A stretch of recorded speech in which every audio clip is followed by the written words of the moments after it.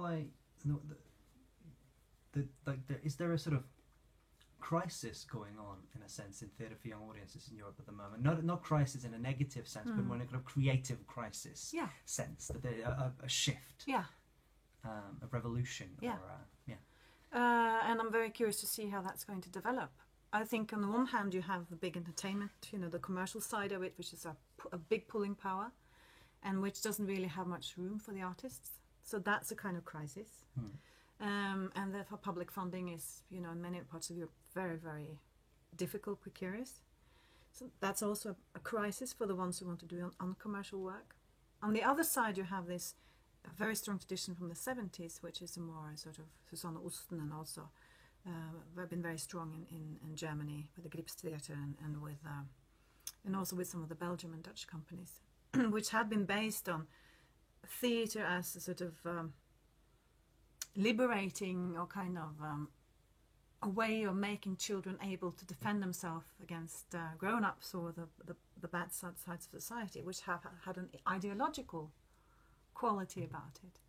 And a lot of the younger or the more rebellious writers, for instance, in theatre, wants to do political stuff, but not necessarily that kind of political stuff. And then, of course, the biggest crisis of them all, which is the division of class. You have huge audiences who never go to the theatre, and a division has to do with immigration, where you have huge groups of audiences that never go to the theatre because of language or because of them living far away from the theatre in the centre. They're based in the big suburbs and so on. And even when the theatre try to go there, there is no real tradition or bond between the theatre and the audience of the immigrants for the last sort of 20 years.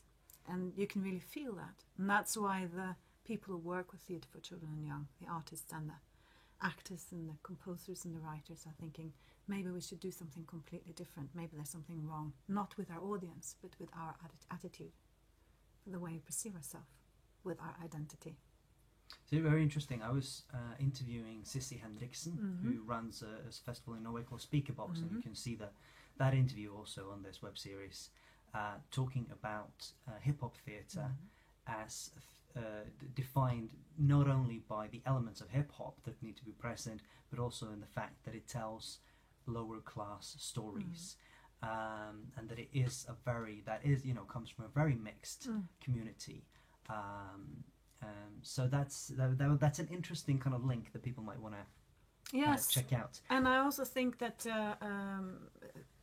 it's incredibly interesting that these kind of hybrid forms of spoken poetry and hip-hop theatre, and also the more sort of story-based, storytelling narrative-based, that you see in a lot of writing, especially for youth, actually.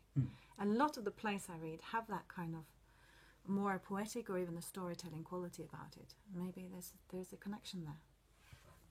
So you were talking about the storytelling aspect, which is very direct form. Also, rap and hip hop coming very much kind of from the heart, and that these mixed forms kind of find their way into theatre. It's and also into the theatre text, not only in the way one presents, sort of turns Shakespeare into hip hop theatre, or one sort of does these hybrid forms where one sort of uses songs or text from other sources and then mixes it on stage, but also that you have what you can call more literary or plays, which has those aspects inside their structure, and often I find that is maybe a way of getting away from the illusion that stops people from feeling that the material addresses them, like I talked about before.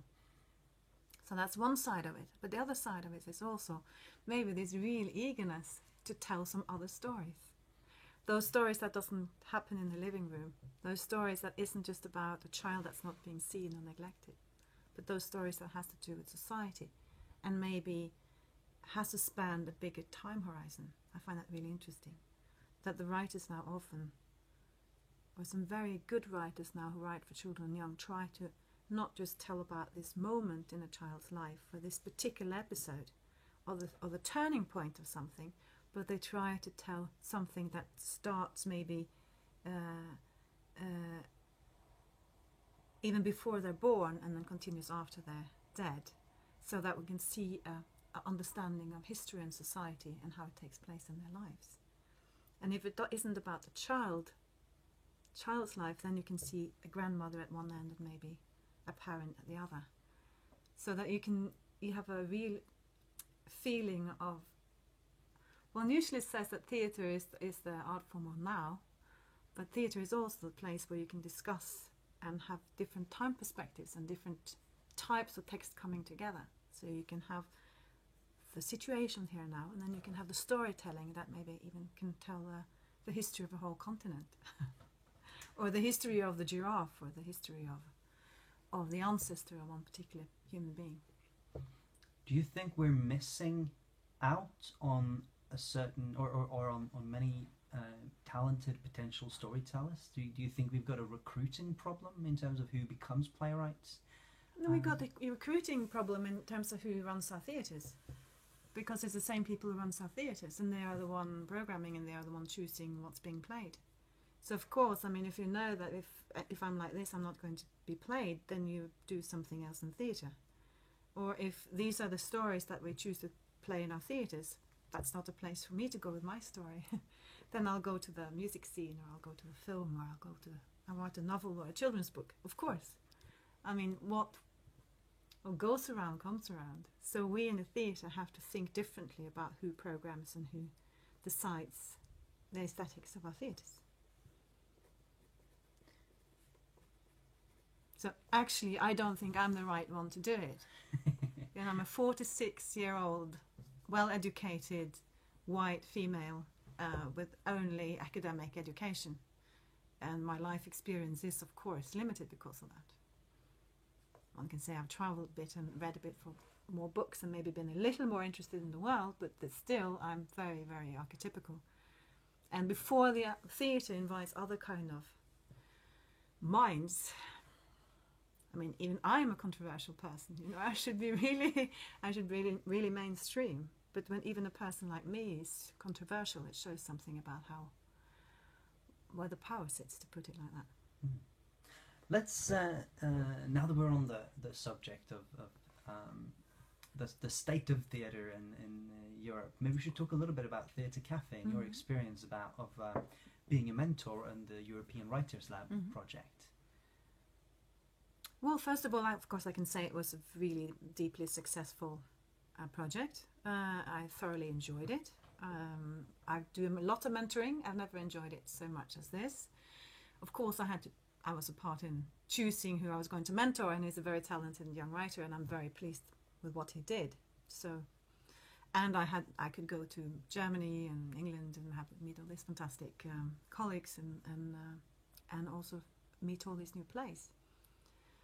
But I think maybe the most interesting thing for me was to see, when I look back at it, to go into a European setting and see how the world, and I mean the world outside of Europe, was sort of at the doorsteps, not only in the political sense of these countries' social structure and challenges, but also on the doorstep of the writers themselves. And I think some of the challenges that we can see in Norway now was already there in Britain and Germany and Holland.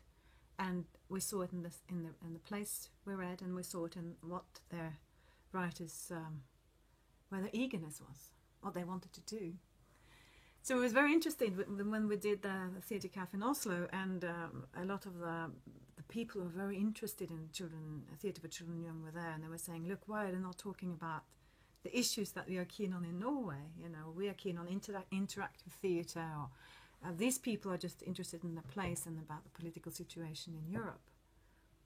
And then I realized afterwards, of course they were. It's impossible not to be involved in that right now. So I thought that was also to be able to stretch your own frame of mind outside of your own, not only your own little theatre where I was working at the moment, but also outside Scandinavia and into a reality which is going to be so much more part of our lives now than it was just 4 years ago. I mean, they're banging on the walls of Fortress Europe, yeah, and they're on our doorstep. This world is changing right now, and people who work close to children feel those changes first, I think.